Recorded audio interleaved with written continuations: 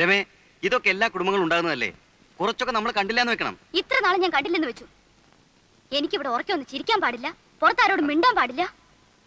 ഇന്നലെ ഫ്രിഡ്ജ് തുറന്നപ്പോ പറയാ അറിയാൻ വയ്യാത്തവരാവുന്നു തുടണ്ടാന്ന്. എന്താ ഞാനിതൊന്നും കണ്ടിട്ടില്ലേ? അമ്മയുടെ സ്വഭാവം അതാണെന്ന് വെച്ച് അതങ്ങ് സഹിക്കുക. വേണ്ട, ഞാൻ ഇവിടുന്ന് വലിഞ്ഞേറി വന്നൊന്നുമല്ലല്ലോ. എനിക്കും വീട്ടുകാരൊക്കെ ഉണ്ട്. പക്ഷെ എനിക്ക് എന്റെ അമ്മ മാത്രമേ ഉള്ളൂ. അമ്മയാണ് എന്നെ വളർത്തി ഇതുവരെ ആക്കിയത്. നീ വന്നെന്ന് കരുതി അമ്മയെ പിടിച്ച് പുറത്താക്കാനൊന്നും എനിക്ക് പറ്റില്ല. വേണ്ട, ഞാൻ പുറത്തു പോയേക്കാം. അതാണല്ലോ ആവശ്യം. ഇവിടെ കാലുകുത്തി അന്ന് മുതൽ കേട്ടു തുടങ്ങിയത് ഓരോ കുത്തുവാക്കൾ. അമ്മായിമ്മ പോരെന്നൊക്കെ കേട്ടിട്ടുണ്ട്, പക്ഷെ ഇങ്ങനെ ഒരു പോര് ഞാൻ കണ്ടിട്ടില്ല. കൂടുതൽ സംസാരിക്കണ്ട. ഇന്നലെ കയറി വന്ന നീ ഇവിടെ ഭരിക്കാന്ന് വിചാരിക്കണ്ട.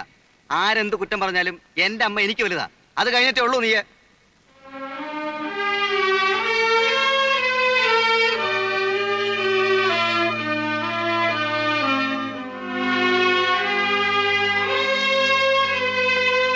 രാജാവ് പറഞ്ഞു, ധർമ്മിഷ്ഠൻ മുനിരാജാവിനാൽ ശപിക്കപ്പെട്ടതെന്തിന്? നടുവകത്തെ അയലിന്മേൽ വെള്ളത്തുണി ഞാത്തിയിടും, പഞ്ഞി കൊണ്ട് മീശയും താടിയും വെക്കും. നിഴൽ നാടകം. അമ്മയാണ് എന്നും കാഴ്ചക്കാരി. എനിക്കന്ന് 5 വയസ്സാ. ഇത്രയും കൂടി വലുതായപ്പോൾ കാലൂന്ത് വയലിലെ വെള്ളരിപ്പന്തലിലേക്ക് അരങ്ങ് മാറ്റി. വിഷമമാണ്. ഒരു സുപ്രഭാതത്തിൽ അഭിനയത്തോട് വിട പറയണമെന്നൊക്കെ പറഞ്ഞാൽ എനിക്കത് സാധിക്കില്ല. ഇത്രയും കാലം അഭിനയിച്ച ഏട്ടൻ എന്ത് നേടി? ഒന്നും നേടിയില്ല. നിങ്ങളുടെയൊക്കെ കാഴ്ചപ്പാടിൽ എന്റെ മനസ്സിന്റെ സംതൃപ്തിയാണ് എനിക്ക് വലുത്. നേട്ടം അത് തന്നെ. ഭാവിയെ പറ്റി ഒന്നും ആലോചിക്കേണ്ടെന്നാണോ? ഞാൻ മുരളിയേട്ടനോട് പറയാം, എന്തെങ്കിലും ബിസിനസ് തുടങ്ങാനുള്ള സഹായം. അല്ലേ? എനിക്ക് സൗകര്യമില്ല. ഒരു നാടക നടന്റെ ഭാര്യയായിട്ടാണ് നീ ഈ വീട്ടിലേക്ക് വന്നത്. കൂടുതലൊന്നും ആഗ്രഹിക്കണ്ട, എന്നിൽ നിന്ന് പ്രതീക്ഷിക്കുകയും വേണ്ട.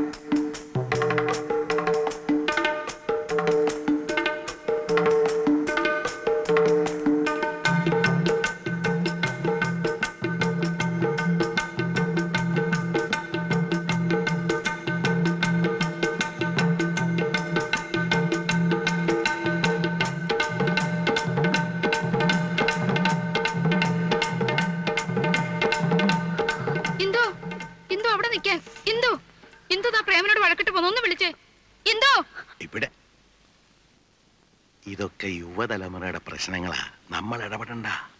അകത്ത് ഒരു ചായ എടുക്ക്. ചെല്ല്.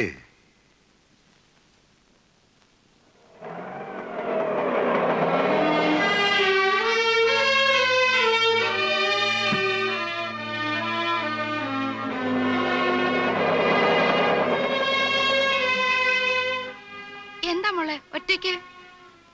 അങ്ങനെ തോറ്റു കൊടുക്കാനൊന്നും എന്നെ കിട്ടില്ല. ഞാനങ്ങോട്ട് വലിഞ്ഞേറി ചെന്നൊന്നല്ലോ. എന്നെ എന്റെ വീട്ടുകാരും കൊച്ചാക്കാനാ തള്ളയുടെ ഭാവം. അതിന് വേറെ ആളെ നോക്കണം. ഞാൻ പറഞ്ഞു ചോദിക്കാനും പറയുന്നത് എനിക്കും ആളുണ്ട്, കയറി കിടക്കാൻ സ്ഥലമുണ്ടെന്ന്.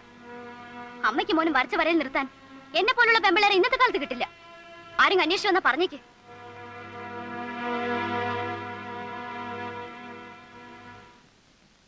ഇതെന്താ? ഇതും യുവതലമുറയുടെ പ്രശ്നമാ, നമ്മൾ ഇടപെടണ്ട. പയ്യോ.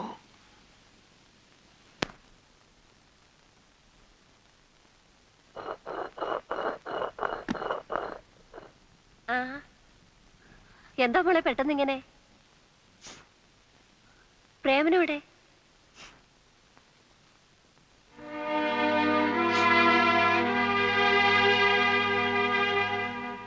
എന്താ ഇവിടെ വഴക്കിട്ട് വന്നിരിക്കുകയാണോ? ആ വീട്ടിൽ എന്റെ ആവശ്യമില്ലെന്ന് തോന്നി. എന്ത് പ്രശ്നമുണ്ടെങ്കിലും പ്രേമനോട് പറഞ്ഞാ പോരെ? പ്രശ്നം തന്നെ പ്രേമേട്ടനാണെങ്കിലോ? അപ്പൊ പിന്നെ ഉത്തരവാദപ്പെട്ട മറ്റുള്ളവരോട് പറയണം. അതുകൊണ്ട് എങ്ങോട്ട് പോന്നെ? അയ്യോ, അതിന് ഇങ്ങോട്ടാണോ പോരേണ്ടത്? കല്യാണം കഴിഞ്ഞാൽ ഭർത്താവിന്റെ വീടാണ് പെൺകുട്ടികളുടെ വീട്. ഭർത്താവിന്റെ അച്ഛനും അമ്മയും കഴിഞ്ഞ് മറ്റുള്ളവർക്ക് സ്ഥാനമുള്ളൂ. എന്തെങ്കിലും ഉണ്ടെങ്കിൽ അവരോടാണ് പറയേണ്ടത്, അവരെയാണ് അനുസരിക്കേണ്ടത്. അപ്പൊ കല്യാണം കഴിച്ച് അയച്ചു കഴിഞ്ഞാൽ നിങ്ങളുടെ എല്ലാ കടമയും തീർന്നോ? തീർന്നു എന്ന് തന്നെ പറയേണ്ടി വരും. മുരളി, അമ്മ ഒന്നും പറയണ്ട. ഇവൾക്ക് മാത്രമല്ല പല പെൺകുട്ടികൾക്കുള്ള അസുഖമാണ്. എന്തെങ്കിലും നിസ്സാര കാര്യത്തിന് ഭർത്താവുമായി പിണങ്ങുക, ആ വീട്ടുകാരായിട്ട് വഴക്കുണ്ടാക്കുക, എന്നിട്ട് പെട്ടിയും തൂക്കി നേരെയും പോരുക. സ്വന്തം വീടും ആങ്ങളമാരും ഒക്കെ ഉണ്ടല്ലോ എന്നുള്ള അഹങ്കാരമാണ്. അതിന് വളം വെച്ചു കൊടുത്താൽ പിന്നെ കൂടുതൽ ദുഃഖിക്കേണ്ടി വരും. എന്തു പ്രശ്നങ്ങളില്ലാത്ത കുടുംബങ്ങളില്ല. കുറെയൊക്കെ അഡ്ജസ്റ്റ് ചെയ്യണം എല്ലാവരും. തൊട്ടതിനെ പിടിച്ചതിനൊക്കെ ഫീൽ ചെയ്യാൻ തുടങ്ങിയാൽ പിന്നെ അതിനെ നേരം ഉണ്ടാവും. എന്തൊക്കെ എന്നെ പറഞ്ഞെന്ന് അമ്മയ്ക്കറിയോ? അതൊന്നും അമ്മ അറിയേണ്ട കാര്യമല്ല. പ്രേമനെ അവന്റെ കുടുംബത്തിനെ ഞങ്ങൾ അറിയാത്തൊന്നും അല്ലല്ലോ. വെറുതെ ചീപ്പ് സെന്റിമെന്റ്സ് കളിച്ച് സമയം കളയാതെ എന്റെ മോള് പോവാൻ നോക്ക്. ചേട്ടൻ ഇത്രയ്ക്ക് സ്നേഹമില്ലാത്തവനാണെന്ന് ഞാൻ മനസ്സിലാക്കിയിരുന്നില്ല. ഇപ്പൊ മനസ്സിലായല്ലോ. നേരം കളയാച്ചല്ലേ. ഏതായാലും വന്ന നിലയ്ക്ക് മോൾ എന്തെങ്കിലും കഴിച്ചിട്ട് പോയാൽ മതി. അമ്മ അതിനൊക്കെ ഇനിയും നേരമുണ്ടല്ലോ. അവള് പോയാലും ഇടയ്ക്ക് പ്രേമനായിട്ട് ഇങ്ങോട്ട് വരികയൊക്കെ ചെയ്യും. വാ, ഞാൻ നിന്നെ വീട് വരെ കൊണ്ടാക്കാം. വാ. അങ്ങനെ എനിക്ക് വേണ്ടി ബുദ്ധിമുട്ടണമെന്നില്ല. ഇവിടം വരെ വന്ന എനിക്ക് തിരിച്ചു പോകാനുള്ള വഴിയും അറിയാം. മോളെ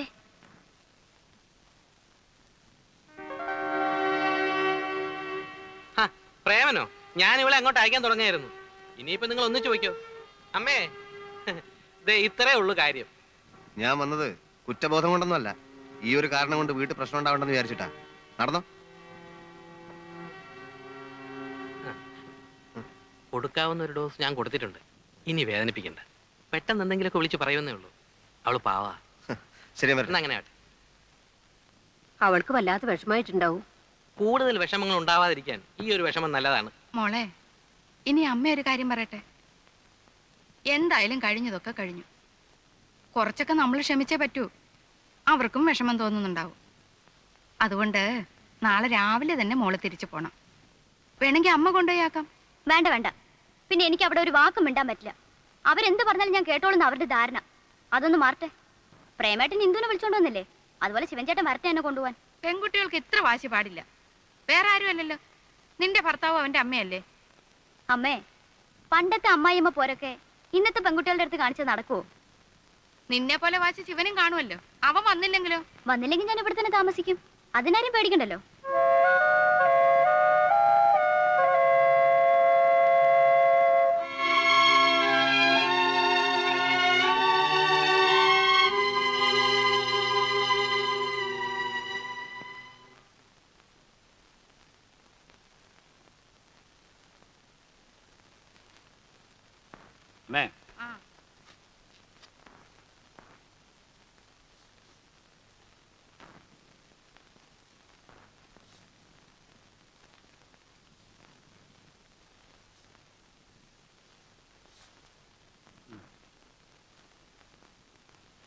ആ, ഇത് 500 രൂപയല്ലേ ഉള്ളൂ? അതെ. എല്ലാ മാസവും 1000 രൂപയല്ലേ നീ തരാറ്? അത് ഞങ്ങൾ രണ്ടുപേരുള്ളപ്പോഴല്ലേ. ഇപ്പൊ ഗീതയില്ലല്ലോ. നിന്റെ കാശും കൂടെ പ്രതീക്ഷിച്ചുകൊണ്ട് ഇവിടുത്തെ ചെലവൊക്കെ നടക്കുന്നതെന്ന് നിനക്കറിയില്ലേ ഉണ്ണിയെ? അറിയാം. അതുകൊണ്ടാണല്ലോ എന്റെ ചിലവിൽ 500 രൂപ തന്നത്. ഇങ്ങനൊക്കെ കണക്ക് പറയാൻ പാടുണ്ടോ? ഈ നിലയ്ക്ക് നിന്നെ 10 മാസം ചുമന്നതിന് ഞാൻ കണക്ക് പറയണമല്ലോ. ഓ, ജീവിതത്തിൽ ആദ്യമായിട്ട് എന്റെ ഭാര്യ ബുദ്ധിയോടെ ഒരു കാര്യം പറഞ്ഞു. ആ അല്ല, നിന്റെ ഈ എണ്ണിപ്പെറുക്കിയുള്ള കണക്ക് പറച്ചിൽ കേട്ട് ഇവക്ക് എങ്ങനെങ്കിലും പറയാൻ തോന്നിയല്ലോ. കളിയാക്ക. ഏയ്, ഇന്നല്ലെങ്കിൽ നാളെ മാനേരാകാൻ പോകുന്ന നിന്നെ ഞാൻ കളിയാക്കൂ. ആലോചിക്കാതെ ഞാൻ ഒന്നും ചെയ്തിട്ടില്ല.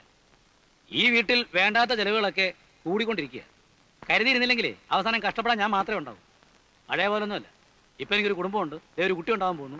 അതെന്താ മനസ്സിലാക്കാത്തേ? പറയുന്ന കേട്ടാത്തൊന്നും